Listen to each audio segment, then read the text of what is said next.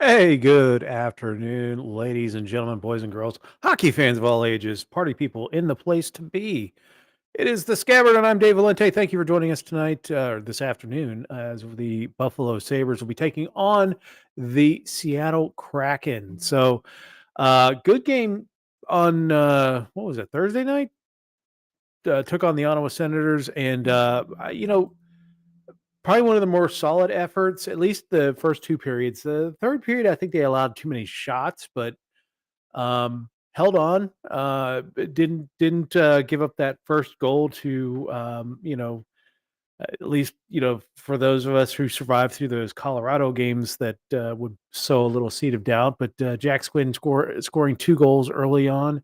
Ryan McLeod and Dylan Cousins also scoring with UPL stopping all 35 shots in a 4-0 victory over the Ottawa Senators. Now, the key to climbing right now is to beat the teams in front of you, and right now is the 16th team in the Eastern Conference. Every team is ahead of you, and only a couple of teams on the West side are behind you as well. But you got to start stringing wins together, and this was a solid effort. Ottawa is reeling a little bit. They lost Ulmark as their starting goaltender. They've lost, I believe, five in a row now. But taking care of business. One of the remarkable stats of that 13 game losing streak was most of the teams that we faced during that 13 game losing streak had come in on a losing streak themselves of three or more games. I mean, there were just a ton of teams that had recent slides or came into the game on a losing streak, and the Sabres couldn't take any advantage of any of that. And so good to see them take advantage of the Ottawa Senators, who are a little bit of a tough situation right now. The Senators are at 41 points. They're a couple of couple of games ahead of the Sabres, who are sitting at 37 points. Also sitting at 37 points on the season are our opponents today, the Seattle Kraken. They are show it. There we go. They're 17, 22, and 3, seventh in the Pacific Division in Dan Bilesma, former Sabre alert. Dan Bilesma's first season as head coach of the Seattle Kraken after a couple of really successful seasons in the AHL with the Coachella Valley Firebirds, the new AHL team that have they made it to two consecutive Calder Cup finals, and they fell short to the Hershey Bears both times, but Dan Bilesma well earned promotion back into the NHL. Good to see him there. He's struggling a little bit with the Kraken. They're seventh in the Pacific, falling below Anaheim at this point. But yes, same as the Sabres, 37 points on the season. Jared McCann leads the team with 30 points, 13 goals, 17 assists. And Joe Decord leads the goalies with 2.47 goals against average, 0.913 save percentage, and 12 wins on the season. He's coming off of an injury, and I believe he is starting tonight.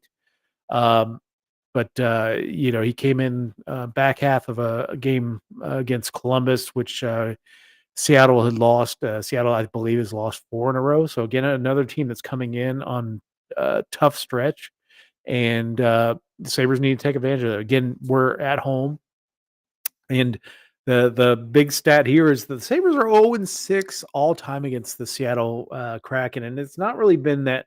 It's not like we've lost one goal games against the Seattle Kraken. It's usually like 5-2 losses against the Seattle Kraken. So the Sabres have their work cut out for them as far as historically things have gone with the Seattle Kraken. We're 0-6 lifetime against the Seattle Kraken. Third year or fourth year team now. Can the Sabres move past the ineptitude that they've shown so far against this franchise?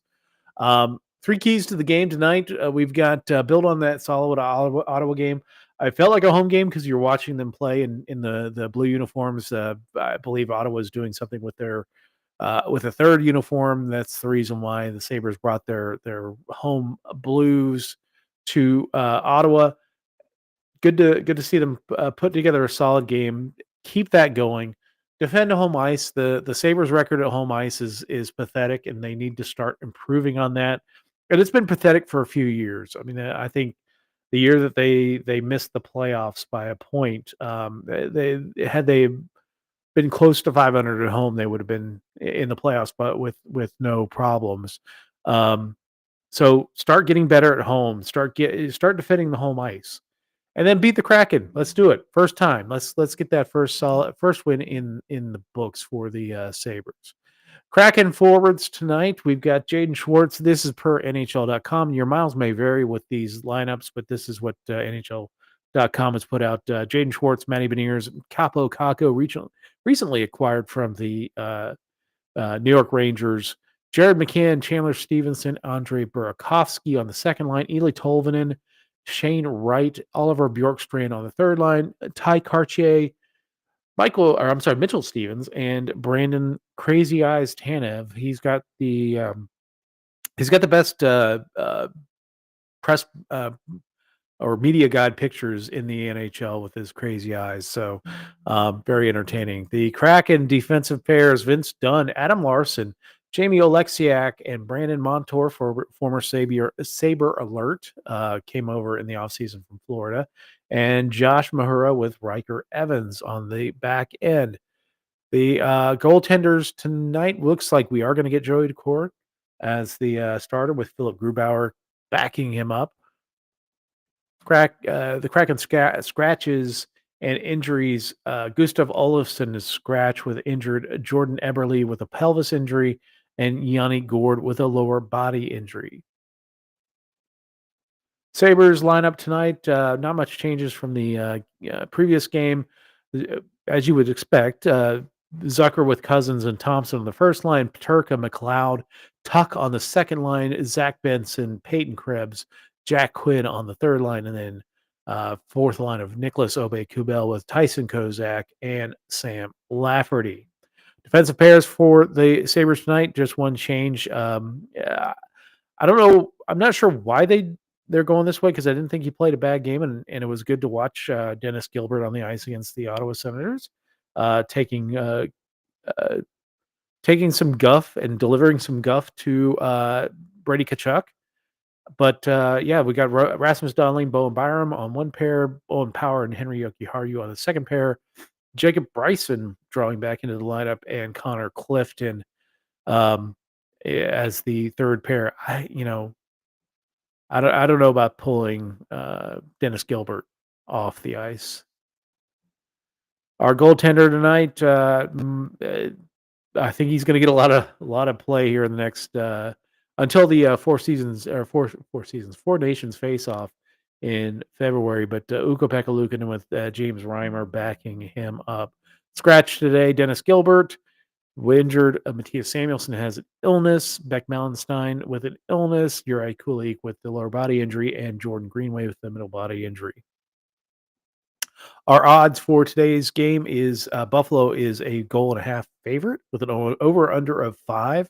Money line has Buffalo at a -142.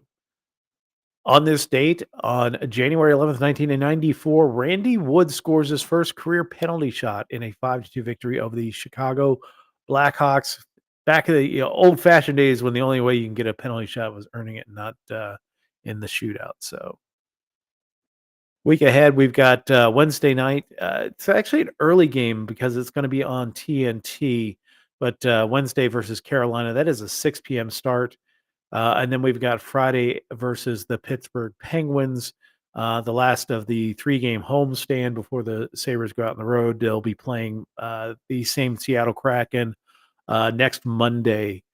So late night Sabres next week for all you East Coast fans. The next episode is going to be Wednesday night at 5 p.m. as we talk about the game against the Carolina Hurricanes. Hopefully, we'll be talking about a victory against the Seattle Kraken. The Sabres can keep the momentum going. 5-2-1 in the last 7, so 2 wins in a row. Hopefully, we can keep the momentum going and talk about another victory on the next episode. Anyway, that is the show for today. It's actually not the fastest 15 minutes, fastest 10 minutes in NHL hockey with the Scabbard. Thank you so much for joining us, and we will talk to you all Wednesday night.